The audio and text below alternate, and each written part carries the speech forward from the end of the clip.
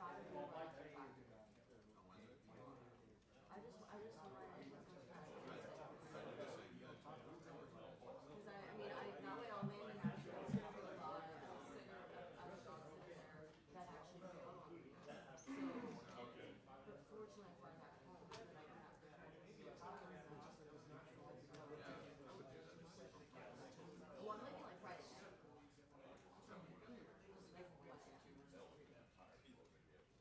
Which I'd rather do. That's fine. It's not like the game is early. Yeah. It's at 4:30. You got time to get to. You find before Mondays. Yeah. And I can still get there early enough to get stuff. I just didn't know if I wanted to go on Friday and then like go out with stuff, but no, I'm sure. I bet we turned around in Nebraska. Nebraska, but I don't know about you. Their game against Nebraska might How be sick would it be? How sick would it be if we had to play Indiana? They might win the You game. know, that would be, then Oregon could potentially have lost to us. And see with Indiana. That would be best case scenario. I haven't looked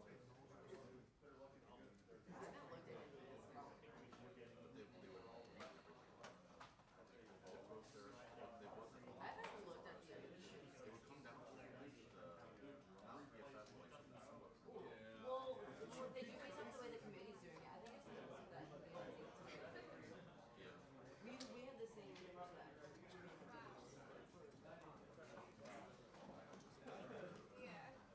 All right, folks, thanks for being here. Tuesday, we were going to open up questions today with Dave Biddle, 24/7 Sports.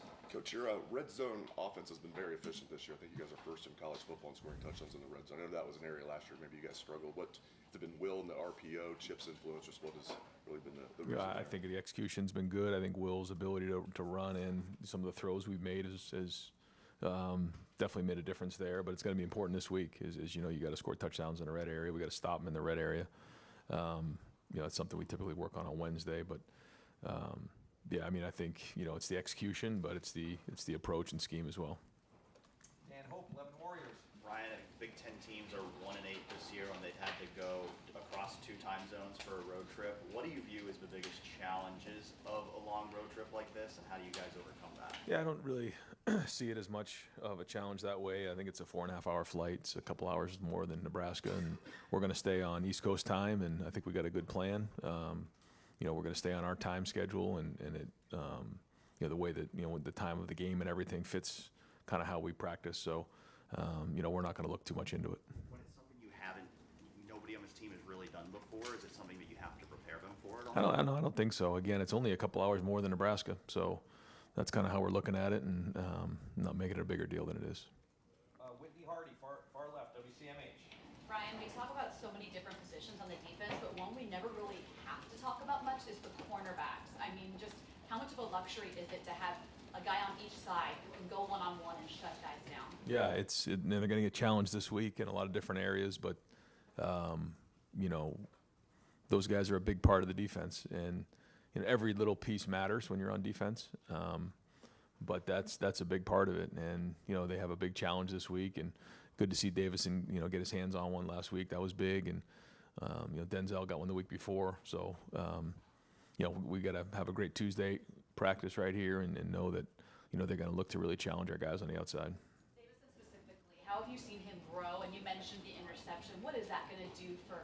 He's very confident, but it makes a difference when you get your hands on the ball. I think sometimes when you come into a season, you no matter what, you can say don't have expectations, but you do. And when you get that pick like that, it kind of, you know, allows you to maybe relax a little bit and not press. So, you know, he can just play his game now because he's doing great. Bill Landis, Kings of the North, and the podcast. Ryan, what do you see from Oregon's defensive front on film? They just seem like they're maybe the most athletic group you guys have seen so far this year. Yeah, for sure. Very, very good front. Birch is, you know, very, very good. He's very athletic, strong, good pass rusher, good against the run. Harmon, we know, he's from Michigan State. He's playing very, very good football. I mean, they have some good guys up front, so it's going to be a great challenge for for our offensive line and for everybody. I think each week, again, it's ramped up, so that's been good. But we're looking forward to the challenge. Your offensive line, I think most coaches would probably just want to see week-to-week incremental improvement. It seems like you're getting that. I don't want to put words in your mouth, but just how do you feel like now that group's progressed through these first 5 games? I think there's been improvement, but we're nowhere near where we need to be, or in a situation where we're evaluating their progress. Other than the fact that I think they are getting better every week, and again, it goes back to practice. It goes back to the work they put into preparation, and it's week to week. You can look great one week, but not on the next week. And I think that's the thing to me that we talked to our team about now, and G. Scott spoke to our team recently about it. And I think it's exactly right. Like, every day can look the same, but then when you look back on it, it's not even close to being the same. And so that's what we have to do. We've got to make sure that we're getting better every day, because you're either getting better or you're getting worse. And I think with the offensive line, that's important this week, is that we continue to get better. And the only way to do that is to have a great Tuesday. And so we'll get in here at 2:30, start with the team meeting, and going from there. Tony Girdman, Buckeye Huddle. Ryan, what's the conversation, the communication with you and Chip to Jim Knowles on what you're seeing with the defense, how you would attack it, where you might be seeing some areas of concern this week? Yeah, we have staff meetings, and we'll go through different things. We try not to get too much into that, but every once in a while we'll get somebody's opinion from the other side of the ball.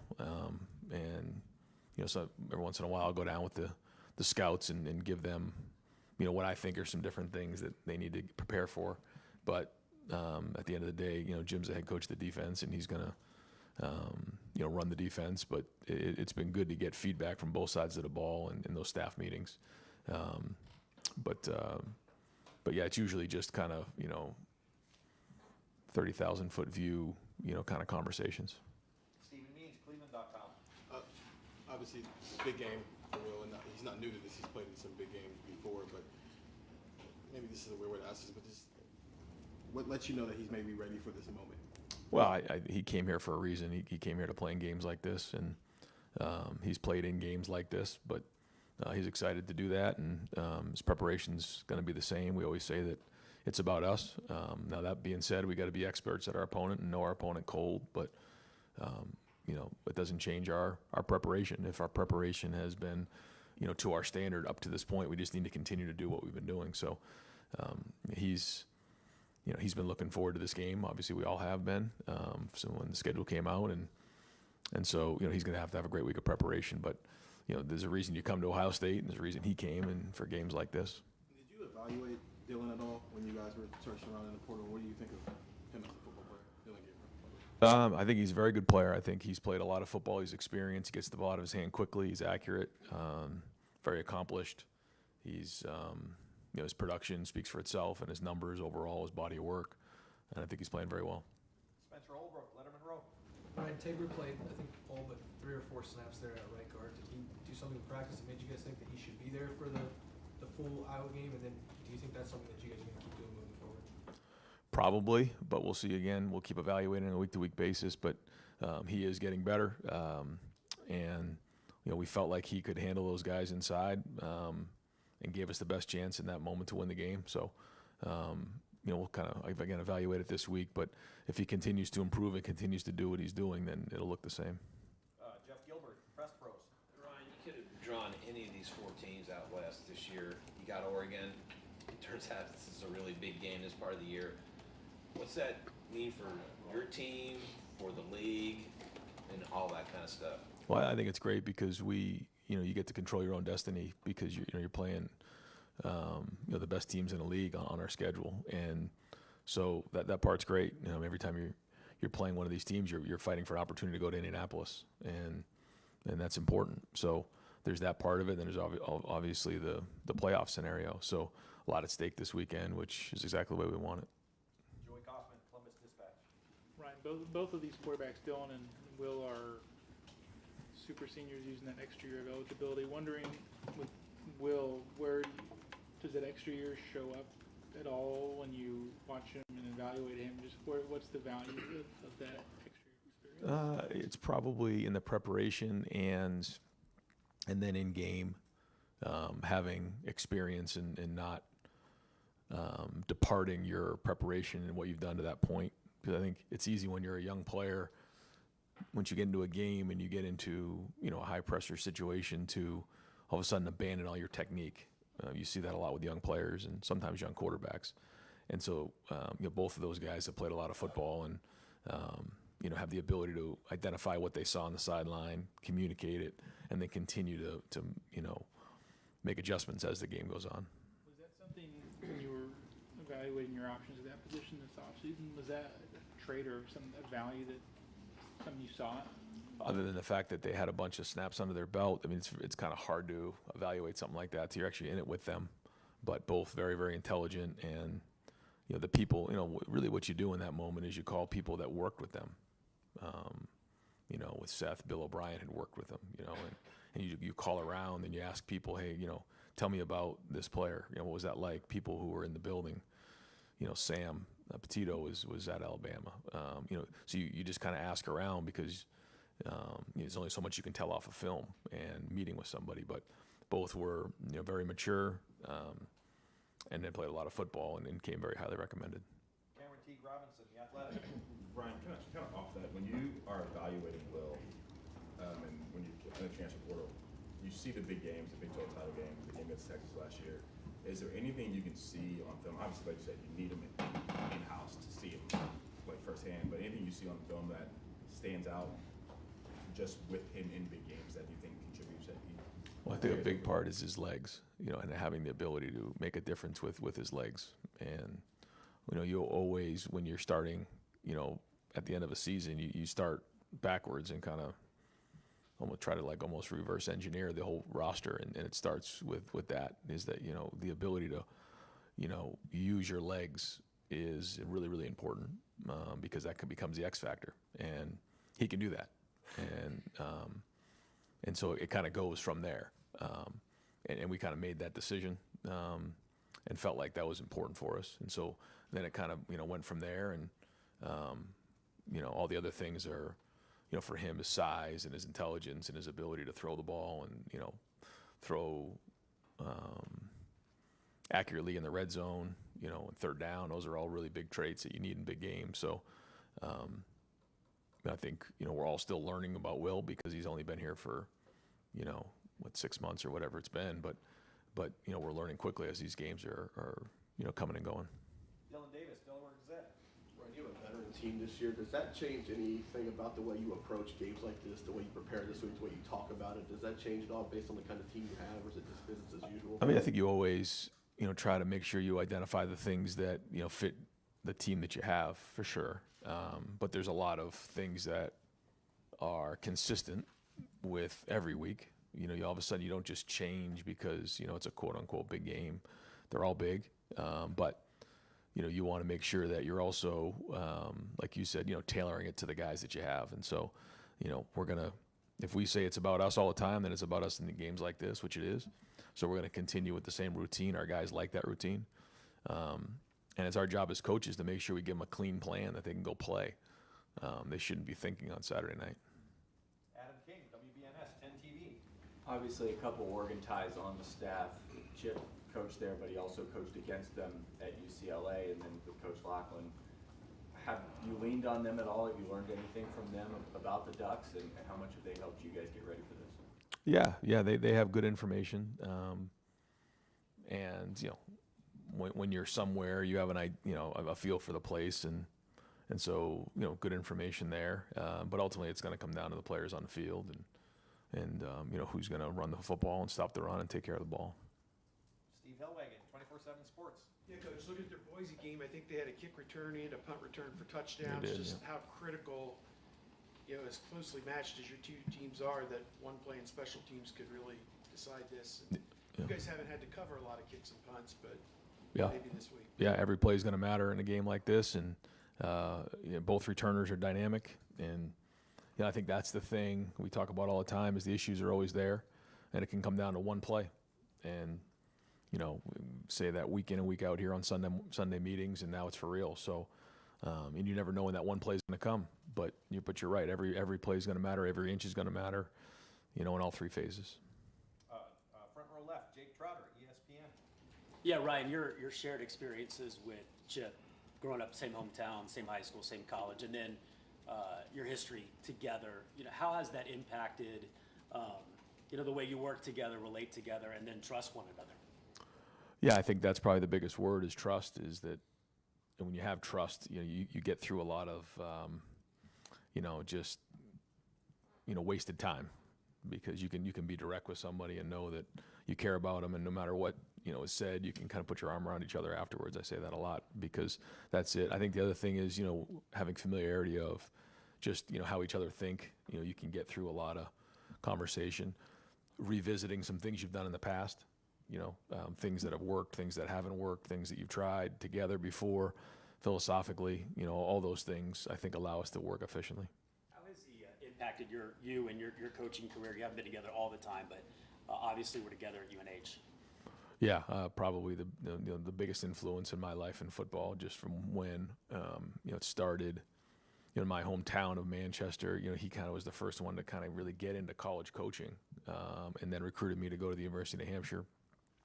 I kind of shared with him then that I wanted to be a coach, and then he kind of took me under his wing, and then I coached for him, and he helped me get some of the jobs that I got along the way. And I ended up going to Florida because of Dan Mullen, who's a Manchester guy, and then worked with Urban, and then that kind of played out from there. So it kind of gave me my start, and then I worked with him in the NFL for 2 years. So I've been very fortunate to be around great coaches and great mentors, and he was obviously a big part of it. Joe Nugent, WCMA.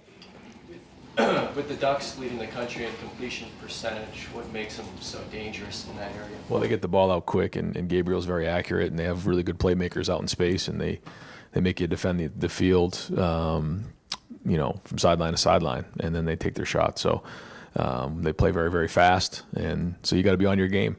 And he's a great operator, and he's very talented. Third row right, Stefan Kreisnick, Cleveland.com. Following up on Chip there a little bit, you're still pretty young in your coaching career when he got going at Oregon. How much did you kind of watch those games and try to take things from his offense? Because they put up really impressive numbers while he was there. Yeah, it was a different place. Boston College, just a different grouping of people, and we had Matt Ryan at the time, and it was pretty unique. I think we were top 3 and 4 in the country at Boston College at the time, and so was he. And so that 07, 08 year, runs, both very different offenses, but certainly watched it all just like everybody else did. He's just kind of revolutionizing, football at the time. Don Taveri, WBNS 10 TV. Coach, I'm sure didn't feel comfortable Saturday with some of the adversity you faced, but looking back now, are you happy your team faced that adversity and the way they handled it? Yeah, I if we're going to turn the ball over, then you're going to be in a game like that at halftime, and so you're either remembering or you're learning, and we better learn from that. So that was important. But I felt like going into halftime, we had moved the ball well. I think we had just about 200 yards of offense, and we had played very good defense, so we were good that way. But when you turn the ball over and don't convert on a fourth down, there's 3 drives right there, and you're not going to get many at bats, against an Iowa team. So yeah, you got to learn from that experience. We talked about that on Sunday, but but great to see us come out and play that way in the second half, which is encouraging coming out at halftime. There was a lot of, like you said, a lot of positivity, knowing that we could play that way in the second half, despite only being up 7-0. Feel like they're battle tested now? I mean, going into this thing. Well, we do have a bunch of guys who have played a bunch of football, so that is good, and we know what the challenge was there. But this is a different challenge on the road against a great opponent, and so we're going to go swing as hard as we can, and excited about this. So everybody is, and so fired up to get them back in here in a couple hours. Bill Rabinowitz, Columbus Dispatch. 3 years ago when you played them, it was obviously kind of a rude awakening for your defense. You made changes after that. All that process ended up with getting Jim Knowles. When you look back at that game, how much of a foundation-changing game did that turn out to be? Yeah, it was CJ's really second start maybe, and boy, he played his tail off that game, and we just didn't play very good on defense and didn't run the ball and convert on fourth downs, and so that's how you lose games, and so we had to do a better job running the ball and playing defense, and like you said, coming out of games like that, you learn a lot about yourself, and I knew we had something special coming out of that game with CJ. I could see it, and But I knew there were other areas that needed to get fixed, and we worked hard to try to get them addressed. How different, I mean, it's an obvious question, but how different is this defense now compared to that one? Yeah, I would say it's very different. You know, different scheme, different players. Yeah. Andy Backstrom, Letterman Row. Yeah, Ryan, Oregon's generated more pressure than any opponent you faced so far this season. Just what's kind of, from the small sample size in game, what's your sense of Will under pressure so far this season? I'm sure you see it a lot in practice too. Where does he need to be better in that area?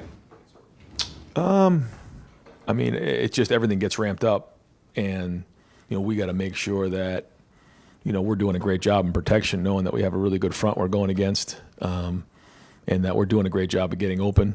I mean, they're gonna challenge us in coverage, and we gotta create separation, and so everything's a part of that, and the quarterback's a big part of it as well, for sure. The ball's got to come out on time, but it's not easy, but it's as simple as having really good protection, spacing it out, and getting out on time against zone, and winning against man-to-man. Kind of going off that, with the experience your offensive line has now with the silent count, playing 6 road games last year, how much does that factor into a game like this? Yeah, it's important to handle the environment, and that's a big part of it. Anytime you go on the road, you got to handle that, and we faced it a little bit at Michigan State, and so we're working on it hard, and we'll work on it hard again this week. Austin Ward, the podcast. Ryan, what did you think of Tyleek in his return?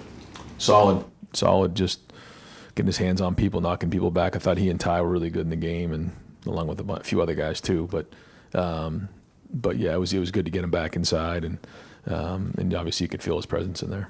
I know that you don't want to ask him or anybody to play every snap. When you go to the Rushman package and Larry's thinking about that, from the outside it looks like he's so dynamic and can collapse the pocket that maybe Tyleek could stay in there for that. Are there discussions about leaving him in some of those situations? Yeah, there are. Yeah, it kind of almost becomes a snap count issue. You know what I mean? But yeah, I mean he can rush the passer with as good as anybody in the country on the inside. Tim May, Letterman Row. Thanks, Jerry. Just a housekeeping question real quick.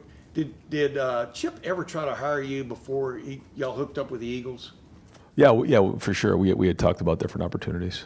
Yeah. I mean, do you remember? I mean, did he try to get you to go to Oregon? Yeah, we definitely had conversations back then. It wasn't a great time for me, but yeah. Yeah, I just had RJ, and it was it was earlier in my career. I didn't want to move across the country, but yeah, we had discussions along the way. And then after that, you went like that, right? Yeah, exactly right. Yeah.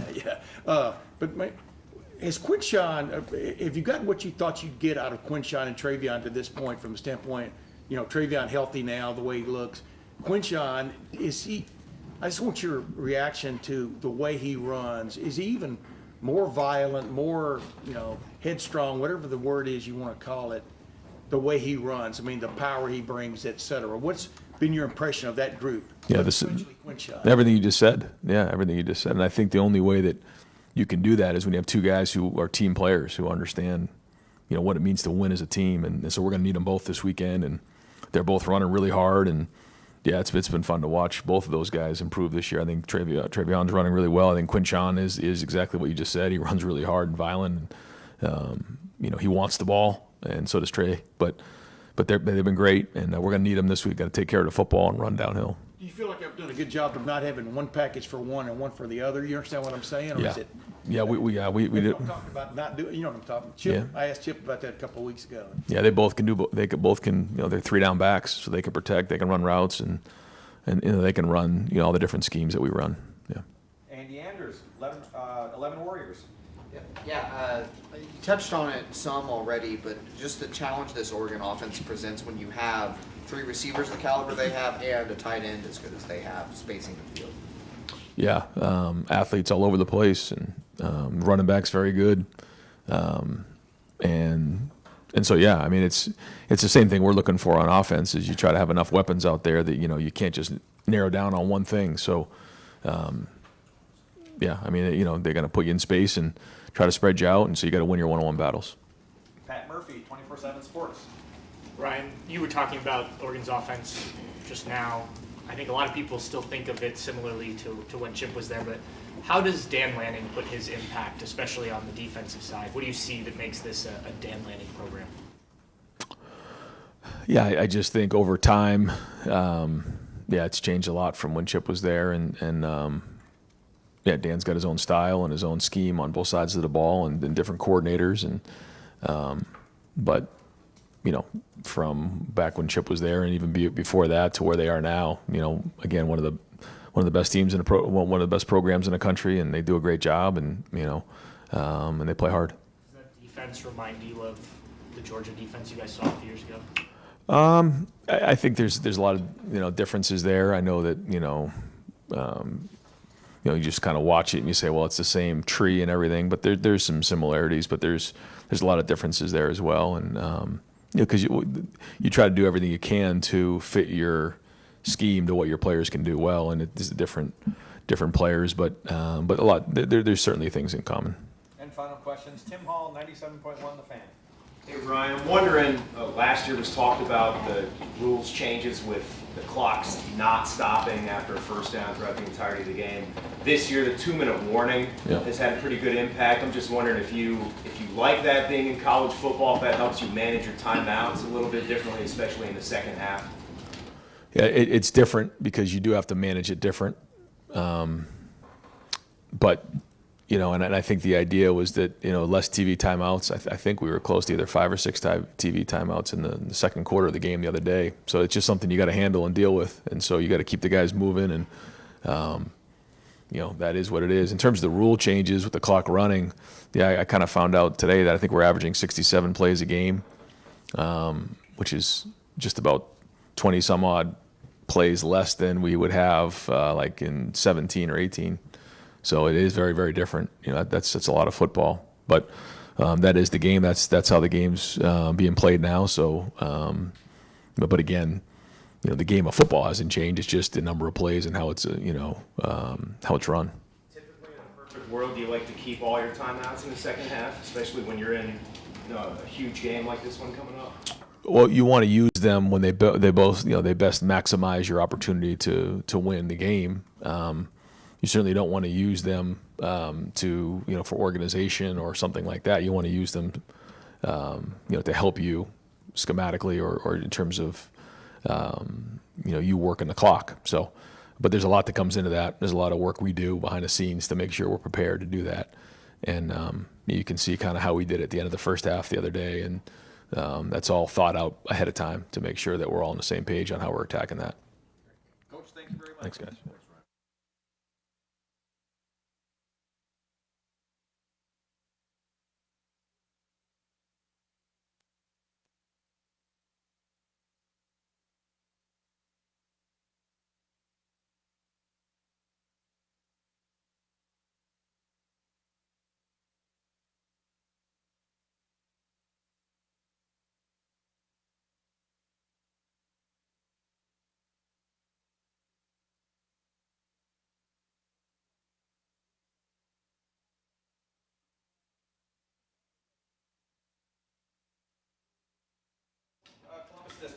Chip, I know you've been back to Oregon 3 times at least, but still, how special is it for you? I mean, what are your kind of strongest memories of coaching there and building that program? Yeah, well, I didn't build the program. Rich Books and Mike Bellotti built the program. I just kind of jumped in after Mike, but it's a special place, and I think it's great for our players. You know, a chance for them to play in one of the special places in college football. You know, they came out here a couple years ago and got to play in the shoe. We get to go play in Autzen Stadium, and it's Autzen Stadium at that time of day. It's truly special. So I think our guys are excited. They're a really good team, you know, and I think that'll get your attention right away when you look at the film. And then I have, you know, family there. I have a brother-in-law and a sister-in-law and 3 nephews, so I'll get a chance to see them. And then some of the coaches that I've coached with, Nick Aliotti, John Neal, Don Pelham, Steve Greatwood, a couple guys we've text messaged. So besides family and those coaches that I worked with that I'll get a chance to see very quickly, it's about the game, you know, and I'm fired up for our players because it is a really special place to play. About their defense, what stands out? I mean, it's a good defense. What stands out the most? It is. I think the way Jordan Birch is playing right now up front. You know, they've got a lot of seniors on their defense. I think there's 9 of them in that starting lineup. You know, everybody in the back end, the 2 linebackers, the 1 linebacker, Bassa seems like he's been there for a long time. And then Betcher, I hope I'm pronouncing his name right, number 28, who's a really good player, baseball player, has played really, really well. It kind of seems like he's the heart and soul of that defense. And then they have veterans in the secondary. They're all, I know they're transfer kids, but they're all seniors that have played a lot of football. So I think they're really gelling together as a group. You know, they're going to present a lot of different looks. So we've got to be ready for everything they can throw at you, and they're going to throw a lot of things at you. So, you know, that's the challenge when you're going to play a team like this. So you get excited about it. Third row left, Jeff Gilbert, Press Pros. What do you attribute all the red zone success to that you guys have had? What types of things have made that work well for you guys? I think our players are just executing, you know, and I would attribute it to our players. I think they really grasp the plan each week, and the plan is different because we play different people on a weekly basis. But they've really executed, and it starts in our practice sessions. I think they've been really sharp. You know, this group really practices really, really well. You know, so kind of what we've done in practice on Wednesdays and Thursdays, which is our red zone days, they've gone out and executed at a really high level. I thought our receivers have caught the ball really well down there, and I thought Will's located the ball down there when we've had to throw it. But you have to run the ball in there, and I think the way our offensive line's playing, our tight ends are playing, and we get into some of those bigger sets, have provided us, you know, the ability to either run it in or throw it in right now. Coaches often get a lot of credit, the play calling or not down in that area. So, but you're saying it's really the players more. Yeah, it's always the players. You know, they have to execute. I mean, you can call a play, but they still have to go out and execute that play. And I think that's what we got. We got a bunch of guys that spend a lot of time. This group works extremely hard at the game. You know, and they take everything we do. They're really serious about it. So when you watch our red zone practices on Wednesday and Thursday, that's really the reason we're successful on Saturdays, is because of how they train and how they prepare on Wednesdays and Thursdays for those scenarios that will come up in a game. Front row left, Jake Trotter, ESPN. Yeah, Chip, your shared experiences with Ryan, growing up in the same hometown, same high school, same college, and then coaching together, you coaching him. How has that impacted the way you guys work together now, you relate together now, and trust each other? Yeah, I just think we've been around each other for so long that we share a lot of the same views of how the game is supposed to look. You know, so it's when he has an idea, it's not something that you're like, wow, where did that come from? You know, you have an understanding because we spent time together coaching together, and I coached him, but then I also got to coach with him. So, you know, I think we shared experience. Sometimes he'll talk about a route that we may have run when we were together in the NFL. Remember when we played the Cowboys and we did it this way? You know, I'm like, oh yeah, let's get that tape out. Let's take a look at that. So, I think our familiarity in understanding how we see the game, when we see the game similar, that I think that makes it so much easier. What's it been like now that you had a few months coaching here under him? What's it been like for you back together, Brian? It's been great.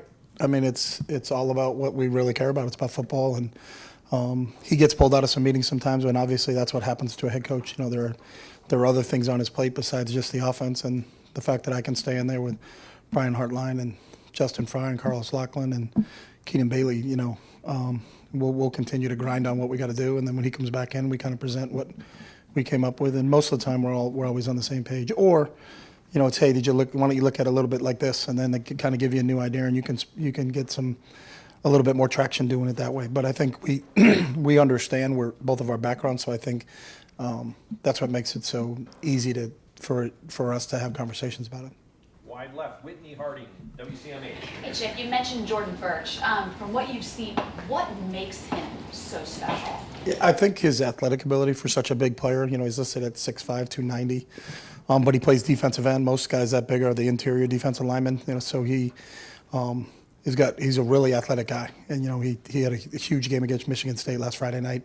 You know, and really kind of showed up. I think he's really starting to embrace that role that Tosh and Dan have put him in, and you know you got to know where he is on every play. But he's one of those guys that can disrupt the football game. The guys on this team, I mean, they play in huge stadiums. The Shoe almost every week, Mhm. the Big House down in Happy Valley. But what advice would you give them about playing in Austin? What makes you say it's special? Going in there as the opponent, what advice will you give them? Yeah, I think it's like any advice you give anybody is that it's really not about the crowd. You know, it's about what do we do and how do we prepare. You know, I think everywhere you go in this league, it's going to be loud. You know, that's just the nature of it. The stadiums in the Midwest are gigantic.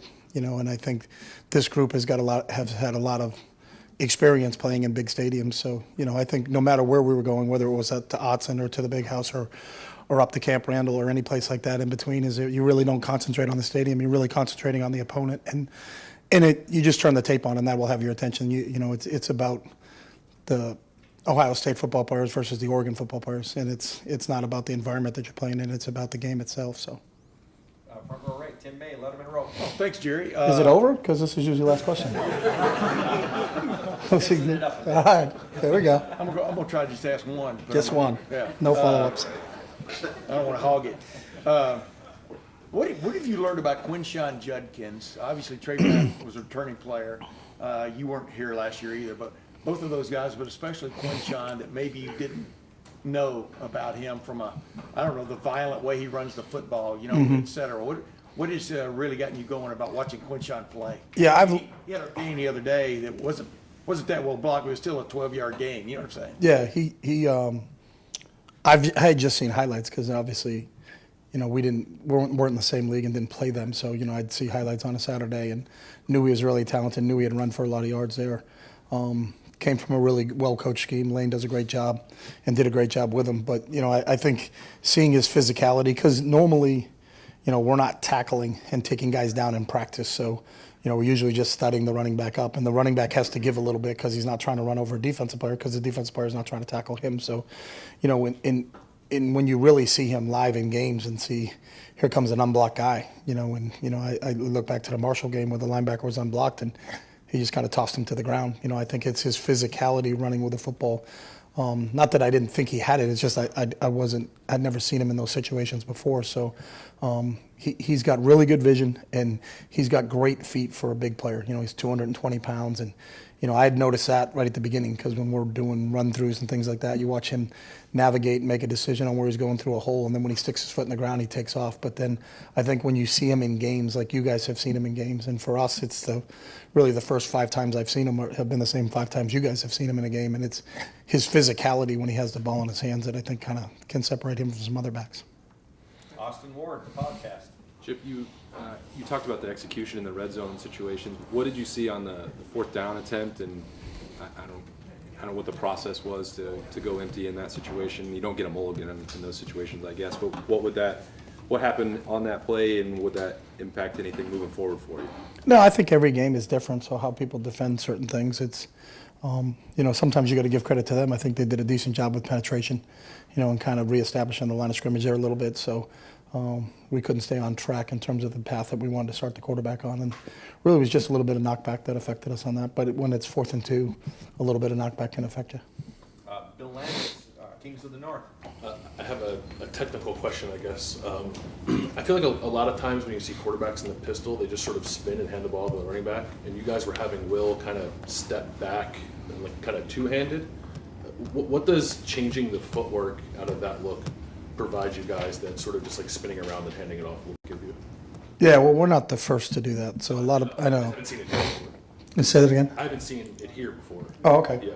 Yeah, we've done it. We've done it everywhere I've been. I've done it, we did it a lot, especially in the NFL when we had Colin Kaepernick, because it's really the pistol offense came from Coach Alt at Nevada when Colin played there. So, it's a lot of the things that I learned from Coach Alt at Nevada a long time ago about how to do it. So, and then ever since we adapted that, so I've been doing that at every place I've been for about the last 10 or 12 years. So it's, the back is in the dot, so he's coming downhill.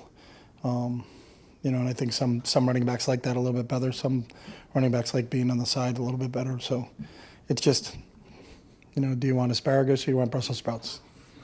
It's just ordering a side order with your meal. It's not the meal. It's just kind of the side order. So. And then make sure you get enough for everybody too, so for the table, so not just for yourself. 4th row right, Andrew Gillis, Cleveland.com. Yeah, Chip, Oregon's recruiting classes these last couple of years have been pretty good. What did you learn about recruiting at Oregon that is maybe different from recruiting at UCLA, from recruiting at Ohio State? Like, what's different about trying to get kids to go to Pacific Northwest? Well, I think it's a different era now, so I don't think you can compare when I was there in 2012, recruiting in 2012 and 2024. You might as well have been in a horse and buggy in 2012, the way the rules have changed. So I think it's a totally different game now, and how people recruit and what incentives people get to go to school. So I don't even know if that's applicable. Spencer Holbrook, Letterman Row. Chip, you faced Dan once as him at Oregon, you at UCLA. You guys had almost 450 yards. What did you like what you guys did against Dan, and what did you learn from facing Dan that you can kind of draw for this matchup against him again? Well, I can start with what I didn't like is that we were behind, so we threw the ball a lot more in that game because we were behind, and that's, sometimes I think if you just look at the statistics of a game and say, hey, you guys had X amount of offense, well, are they playing the same defense that they would play if it was a little bit closer score? And I don't know if that's the case when you go back and look at that game. We faced a lot of soft zones in the second half because we were down, so we had to throw the ball to try to get within a score or two, when we kind of made it a little bit closer at the end. So, they're really well coached. He comes from a really good coaching tree, starting with Coach Saban and Kirby at both Alabama and Georgia. So, they're going to be sound. They're going to move their front. They play very, very close in coverage. They're very sticky in their coverage in terms of challenging your receivers.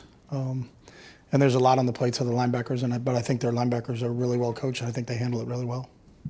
Right next door, Cameron T. Robinson, The Athletic. Chip, how did your time at Oregon maybe influence some of your creativity, whether offensively, running a program, anything like that? Well, I had a chance to work for a great head coach in Mike Bellotti when I was there for 2 years as an assistant. But more important than that, I think Mike's staff was together, a lot of those guys, for 20-plus years, which was even a rarity back then. Gary Campbell, when Gary retired at running back coach, he had been there for 30-some-odd years. Nick Aliotti was 20-plus years. Steve Greatwood was 20-plus years. John Neal, 15 years. Tom Osborne, 15 years. Don Pelham, 20-plus years. So I came in, and I was the youngest guy there and the least amount of time on staff, but there was such a wealth of knowledge from that coaching staff that you couldn't help but learn from those guys. And it was, and they welcomed me with open arms. So it was just a really cool experience for me to spend 2 years as an assistant before I became a head coach. And then when I became a head coach, those guys were all there with me. So it was like I had 5 or 6 other head coaches with me that kind of shepherded me along the way as we kept going. But the big thing there is that we had great players. And the success we had when I was there was a direct correlation to how good our players were. You show me a coach with a good record, I'll show you a guy who's got a bunch of talented football players on the team, and that's what we had. So, but I learned a ton, not only from the coaches there, but from the players I had an opportunity to coach. Far right, Adam King, WBNS 10 TV. You've had a little bit of time at Ohio State now. What's the differences between the university? I mean, you were at Oregon for a long time. When you think of Ohio State versus when you think of Oregon, what kind of goes through your mind? Yeah, nothing goes through my mind. And I don't mean it that way because I never think of that. Like, I learned a long time ago, I think it was Thomas Jefferson, that comparison is the thief of joy. And I don't compare my experience at one school to my experience at another school because, number one, I don't have time to do that. But number two, maybe when I retire, I can sit back and kind of think about it. But I don't really think about it. I just think of it. This game has given me so much, and it's been so special that I've had an opportunity, I got a chance to coach at Oregon. Like, I would have never dreamed of that as a little kid. I got a chance to coach at the Ohio State. Like, wow. I mean, that's pretty special. So I think both of them are different. I think every experience is different just because all universities and the people that you deal with are different. But both places are really special to me, though. Are you excited to go back there? I am. I love my time there. I mean, it was... And I met so many great people, besides the coaches and the players that I got a chance to coach, the Phil and Penny Knights and the Pat Kilkennys and Stephanie Kilkennys and Ed Miletus and so many people that care very deeply about that university. That's the one thing I can tell you about being there is the passion that those guys have for the University of Oregon is second to none. Just like the people here, their passion for this place is second to none. So I think there aren't many people that got a chance to coach at both places, and I just feel very fortunate that I could. So. Stefan Kreisnik, Cleveland.com. Ryan was talking about kind of the influence you had in his coaching career, helping him get jobs early on, and even talking about potentially coming to Oregon when he was younger in his coaching career. I guess what did you see from him, early in his coaching career that made you think that he had a chance to be a pretty good coach after a pretty good playing career? I think he's always had a really keen athletic mind. He could process things really fast. He was the catcher on the baseball team, the point guard on the basketball team, the quarterback of the football team. Always the guy that had to make decisions while he was a player. So I thought he naturally would transition into being a very good coach. And then just getting a chance to observe him early in his career, you knew, that guy has it And I think I knew he had a bright future, and his success wasn't a surprise. But his success wasn't a surprise to anybody that's ever been around him for a while, just because you can tell how he's wired. Like, he's wired to be successful in what he's doing right now. I think it's to some people, I don't know, maybe they don't know him as well as we do, but it's not a surprise to us, because I think we knew he was going to be successful from a really, really young age. You talked about Dan Mullen helping him out early too. How did you kind of first get to know Dan, and had you talked to him when Ryan was kind of looking for GA job? We're all from the same hometown, so I think we all grew up within a mile of each other. So it's, I helped Danny get his first job. Sean McDonald, who was a teacher at our hometown, that went on to coach college and was a head coach at New Hampshire and coached both myself and Ryan, kind of got me involved. I got Danny involved, Ryan. When Ryan got to Florida, it's because I called Danny, because Danny was at Florida at the time and said he was at Boston College and the job came open. So I recommended him to Danny, and it kind of went from there. But I think it's about who you know sometimes, more than what you know. And I think all Ryan ever needed to do was get in front of some people. So if we could open a door to get him in front of people, we didn't get him any jobs. He got the jobs himself, but it was just an opportunity. After people met him, they were like, yeah, I wouldn't have recommended him if I didn't think he could do a really good job at it. And I knew he would be successful. Got time for just a couple more. Joey Kaufman, Columbus Dispatch. Chip, with Will having an extra year of experience due to the COVID year at all, how does that affect somebody who's just 23 years old playing in college? Do you see that as having any sort of effect for him? Extra experience? I don't know. I mean, I don't think the COVID year gave anybody any experience. I don't know how your experience during COVID was, but I don't look back on that and thinking, wow, because it was just a different time. I thought about that because someone asked me about going to Oregon. We went up there during COVID, and there were no fans in the stand. It was kind of eerie, to be honest with you. I think that whole season for some people, and I've never had a chance to really visit with Will and talk to him about his COVID experience and what it was like we're at K-State about that. So I couldn't answer that part of it. More so just getting like the extra time. Yeah, no, I think that's a really good point. I think the time is, and there's a lot of guys that got that, everybody got that extra year if they chose to take it. So I think that's benefited. There are some kids, when you turn on the game, they're like 7th-year players. Cam Rising, who I love, who's an unbelievable competitor at Utah, he's in year 7, I think, at Utah. And I think there's a lot to say to that, because experience, you can't make that up. That's something that has to be earned over time, and all those guys that got that extra year, I think that part of it benefited him. But I couldn't just talk to what his COVID, because I don't know if he played. Did he play during the COVID year at K-State? Did he? Okay. When you went there in 2020, did they play crowd noise at Autzen? Yeah, they did that all throughout the Pac-12 at the time, but it was like the same crowd noise wherever you went. So if you went, when we were at Colorado, it was just. And I don't know what it was like.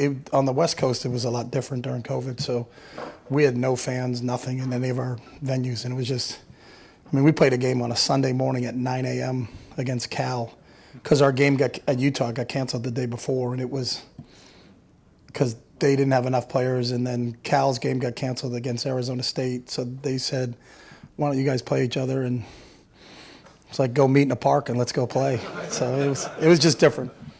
Stephen Means, Cleveland.com. Sounds like a fun way to schedule, prepare for a Yeah. game.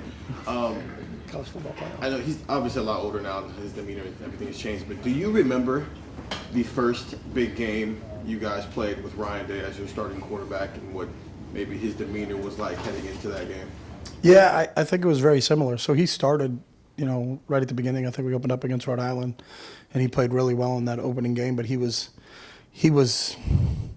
the same as he is now. He was very well prepared.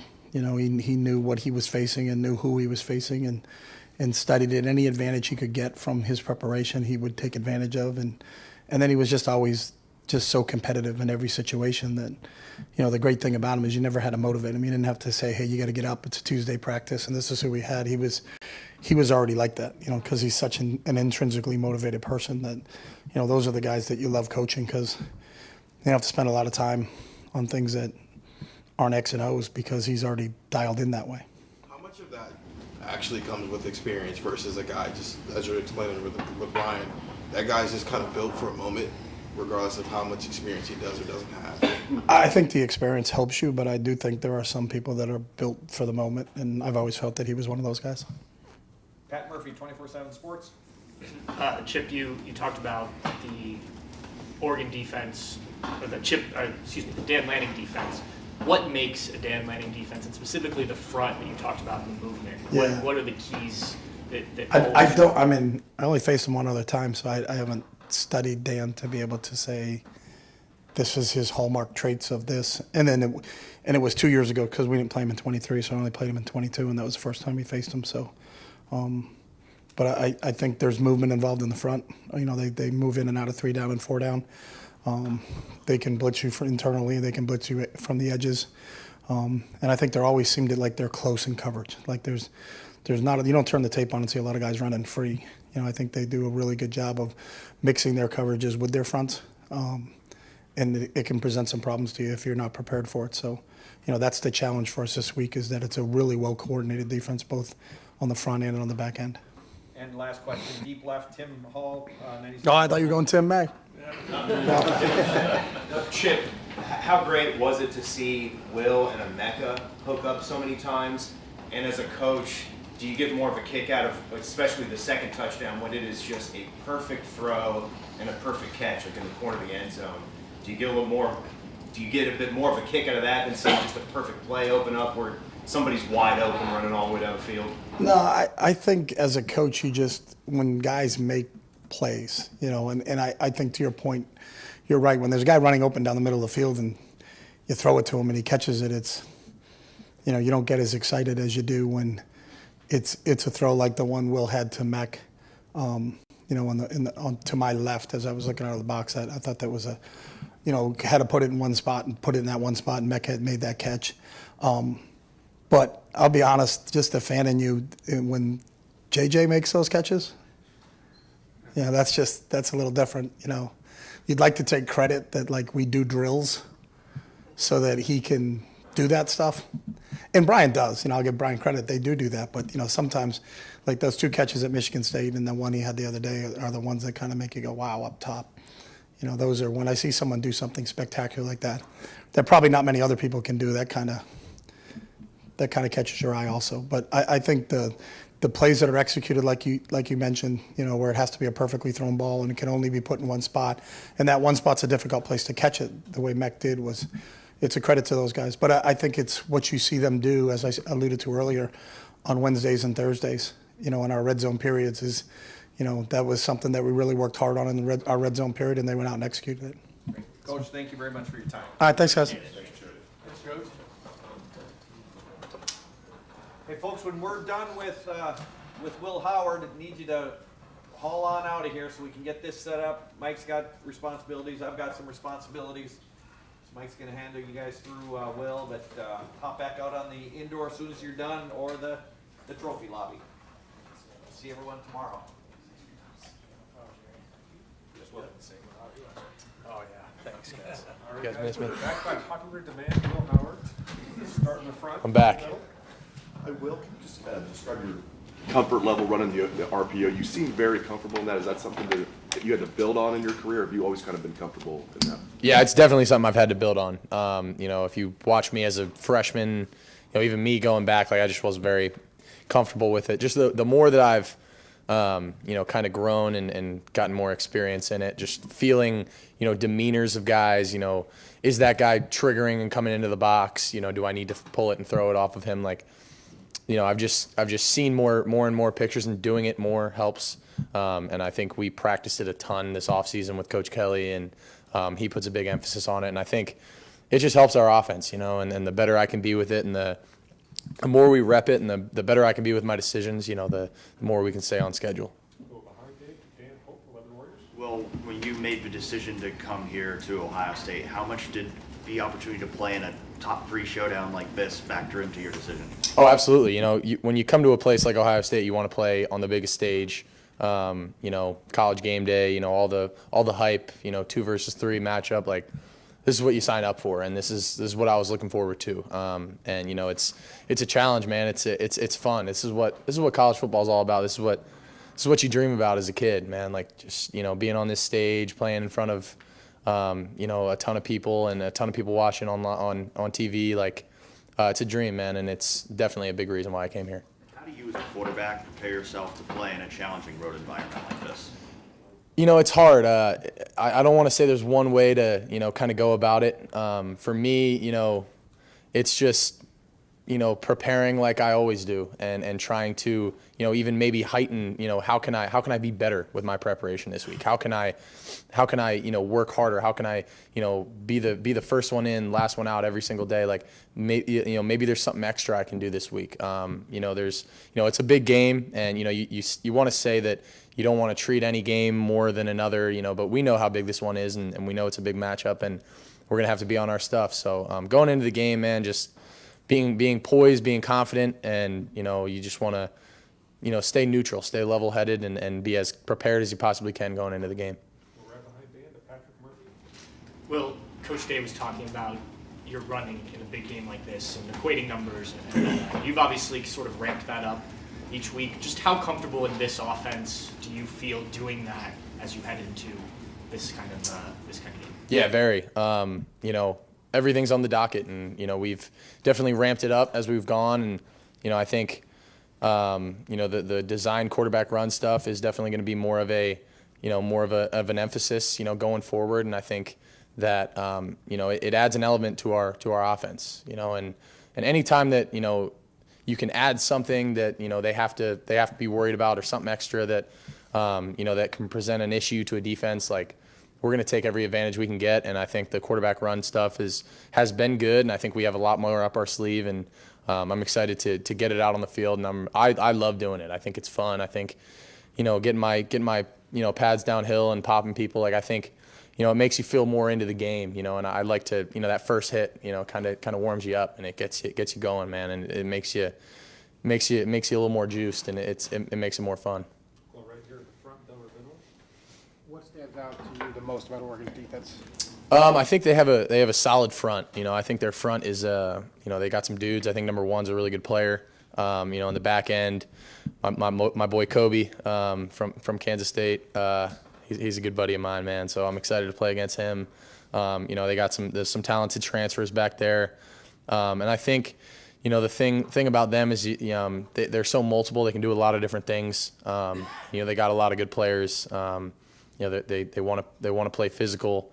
There's a lot of different things about them that present challenges for us. But I think overall, I feel good about just initially watching them, and I think there's some things that we can do that will present issues for them. I think they do have a lot of transfers in, so I know that this is their first year in the system together, and I know that factors into it a little bit. And so I think there's some different ways we can attack them, but we got a challenge, and we know that, and we're gonna have to be on our stuff, and they're a good team, so we respect them, but we're ready. We'll go to Cameron T. Robinson. Well, you played in big games. It's a Big 12 title game, the big game in Texas last year. How do those games? What do you learn from those games that prepared you for big moments like this? Like you said, your preparation is one thing, but what about the atmosphere, the week leading up to it, can you take away from those moments that you present? That's a really good question. I think it's hard to circle on one thing, that you want to focus on in these big games and you want to take away from these big games. But from my experience in playing in them, the biggest thing is staying neutral and not getting too high and getting too low, because we know the emotions are going to be running rampant in this game. We know the implications of this game. We know it's a big one. But at the end of the day, you got to stay neutral, and you can't get too high, you can't get too low. You can't let things that happen affect you. I played it. I'd say one of our biggest games last year was at Texas, and we were down 27-7 in the fourth, and we ended up tying it and going to overtime. Like, I've learned, like, you just can never say die, and you can never be up by too much either. It goes both ways, and you have to understand that the situations really matter, and that one play can make the difference in a game, and every single play really matters. And in a matchup game like this, we're really focused on that, and want to make sure that we take every opportunity we get to capitalize on opportunities. It's been kind of a tiered schedule for you to kind of ease into this. Now it obviously goes to a whole different level. Do you think that's been helpful to you? Do you feel like it's gotten you ready for what's to come on Saturday? Yeah, I think for me, man, it's the way our schedule's set up. I can't control that, so we're just gonna play who's in front of us. But I do think that working up in terms of competition, yeah, does it give you a little more leeway with things? But it's for me, I don't really focus on that as much. I'm just kind of worried about, hey, how can we beat this team that we're playing this week and do everything that we can that week. And obviously, the bigger games are looming. But at the same time, like, you don't want to overlook anyone or get past anyone. So it's kind of just taking it one week at a time. But I do think that, the way that this season has set up has definitely, allowed us to kind of get more comfortable and get better every single week. And I think it has set up pretty well. Fourth row, Andy Baxter. Yeah, Will, Oregon gets a lot of pressure on opponents so far this season. What do you like about your game against pressure, and where have you grown over your career facing a good pass rush? Yeah, I think, my ability to kind of stand in there and make throws when I have guys in my face has gotten a lot better. And the only way to get better at that is doing it. I've been in a lot of situations where I've had to, stand in there, take a hit, and make a throw. And I think, yeah, definitely they got some dudes over there. Are they going to make plays? Absolutely. Are they going to, try and present some tough looks for us in the front game? Yeah, absolutely. But I'm super, confident in my O-line. I think we got the best O-line in the country, and they're playing at a really, really high level right now. And I'm excited for them. I think they're gonna take on that challenge. And I know that. But for me, I mean, it's just staying under pressure, or staying calm under pressure, keeping my feet in the ground, not throwing off my back foot too much. And I've gotten better at it. I think I definitely still could be better. You're never going to be perfect, but that's definitely something we're gonna need to be worried about this game. And they got some good guys up front, so we got to be worried about the twists and picking up the blitz and the stunts and whatnot. But man, I got all the faith in the world in my O-line. We'll go right behind him to Spencer Holbrook. Will, do you have a favorite throw to Emeka from Saturday, considering all three of the touchdowns had to be kind of put right there for him? That's tough. I'd say probably the one in the back left corner, the second one, the wheel route that I threw. I just felt like that was kind of a tight window throw, and we had worked that exact look. And I kind of missed the throw during the week, so it was really nice to get that opportunity back and get the chance to put it in there and put it on him. I think that was probably my favorite, but I mean, Mech was out there balling, man. I think, a lot of people, when they see what Jeremiah is able to do and they see what Q and Trey are able to do, Mech gets forgot about almost, and he reminded some people, of how good he is. The way that you throw it on Saturday, not that anybody doubted whether you could make those type of throws, but to be able to kind of, I don't know, rip them, show them off a little bit, what is that like watching those back on film for you? It builds confidence for sure. It's like, even when the coverage is tight, it doesn't matter. I can put the ball there and those guys are going to make plays. And, at the end of the day, it just builds confidence looking back at those things. And it's fun to sit here in the team meeting on Sunday and watch those plays back and, understand that, the work that we've been putting in is paying off. And just got to continue to make plays and make them on a more consistent basis and, iron out the mistakes. Fourth row middle, Tony Bertman. Well, you talked about playing in big games and big moments. How do you balance that any play can change, or any game can change on one play, with wanting to make that play versus not wanting to do too much? That's good. That's a good question. Balancing that is huge, and you got to know when to, take your medicine, if you will, and just kind of take the check down and not force things. There's this balance between forcing and capitalizing, and you don't want to force something, try and make something happen, but you got to take advantage and capitalize when those opportunities are there. And that's the game that you got to play. You got to know when to hold them and know when to fold them, and there's no doubt, man. So that's the game that we're playing, and we definitely want to go downhill and run a little bit. We want to take some shots, and that's every game. So we gotta know when to hit them and when to kind of take our medicine and check it down. We'll do two more, Austin. Go ahead. Well, when you're talking about Emeka and those catches, what's your favorite part of his game? Man, I think his versatility is what makes him so good. Like Mech is just one of those guys that and he'll never complain. Like if he doesn't score a touchdown and JJ and Carnell have 4, like he will not say a word. He'll be happy as ever for those guys. He goes out and blocks. I mean, you saw it in the Michigan State game. I mean, he was pancaking dudes in the secondary, like pancaking linebackers. Like he can do so much, and he can line up in the backfield. We can have him run the ball from the backfield.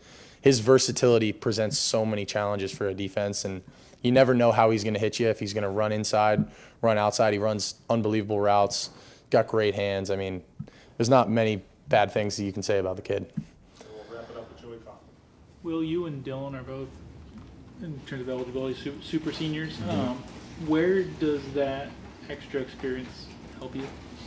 You know, I think on situations where, you know, you gotta, like I just said, you know, you gotta know when to take your shots and when to not. And, you know, I think I've done a pretty good job this year of keeping us on schedule and keeping us out of bad plays. I think there's been probably 1 or 2 plays a week that I'm like, man, you know, you really can't make that mistake. You want it back. And obviously that's, you know, something we just got to continue to grind on. And you know, just something I can't do, you know, turning the ball over obviously is a problem like that. But for the most part, it's just, you know, decision making for me. It's like keeping us on schedule, knowing when to take a shot, knowing when to check it down, knowing when to force a ball into a tight window or not. You know, it's all those little things that go into it. It's not, you know, it's kind of hard to zero in on one thing because, you know, it's just, you know, experience is experience, and, you know, you can't really replicate doing things until you're out there actually doing it, you know, and you know, me and Dylan have definitely been, you know, through a lot of football games. So, you know, I think that's something I try to lean on, yeah. What do you remember about the 22 game? What do I remember about him? Yeah, from seeing him. Yeah, no, he's a great player. I'm buddies with him. He's a good guy. Man, he's a good player, man. He can sling it. The ball comes out of his hand well. You know, I think he played a good game that year against us, and at the end of the day, we just outlasted him. But yeah, he's a good player, man. He's a dude for sure. So I'm excited for the opportunity to go against him in this big matchup. Well, thank you. Thank you guys. Go Bucks.